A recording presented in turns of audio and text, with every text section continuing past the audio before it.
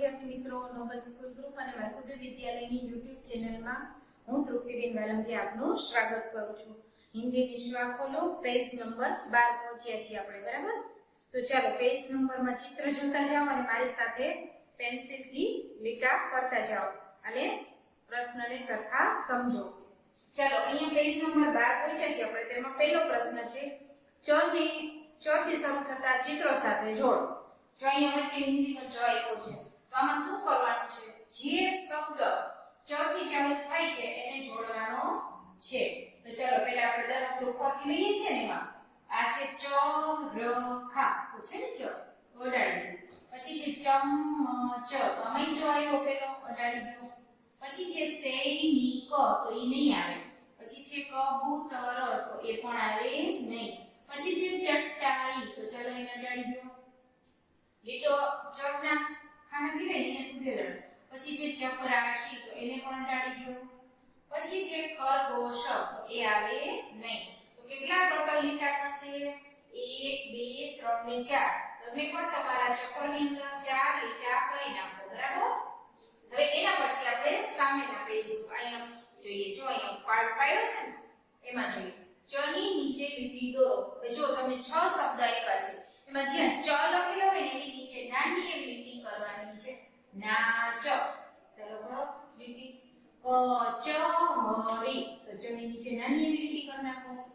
ચમેલી કરો ચની નીચે લીટી. ચતુર ચની નીચે લીટી કરો. પછી ચના કરો લીટી.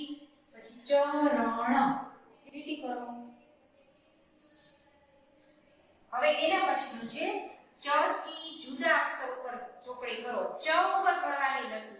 હું દર વખતે તમને સમજાવું છું, ચ ની ઉપર નહીં કરવાની. ચ થી જુદો અક્ષર છે એના ઉપર ચોકડી કરવાની છે. તો ચલો આ ચ છે તો એની ઉપર કરાય ન કરાય? તો મ ઉપર કરી નાખો. પછી આ ચ છે એની ઉપર કરાય નહીં. અહીંયા પ ઉપર, બ ઉપર, વ ઉપર, ચ ઉપર કરવાની નથી. ચલો મારી સાથે જ કરતા જજો અને એક જ ચોકડી કરજો.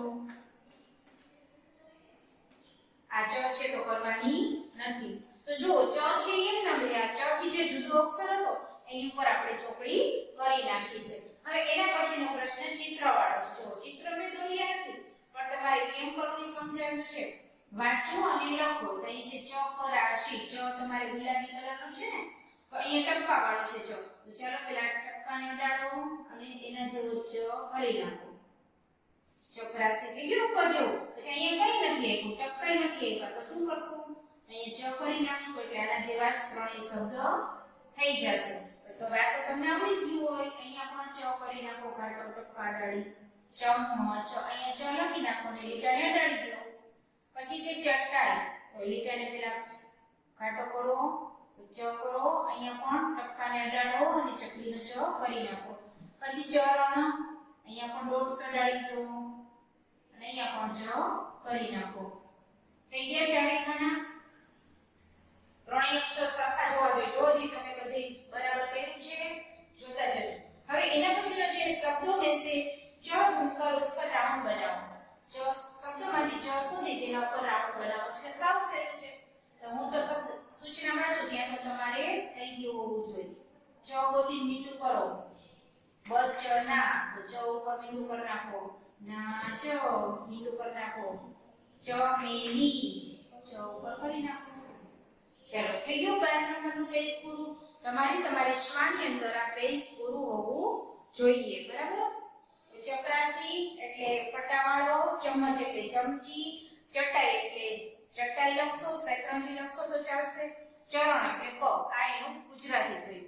તમારે આ શબ્દો બધા જે 4 શબ્દ છે એ 3 વાર લખવાના છે. અસ્તુ.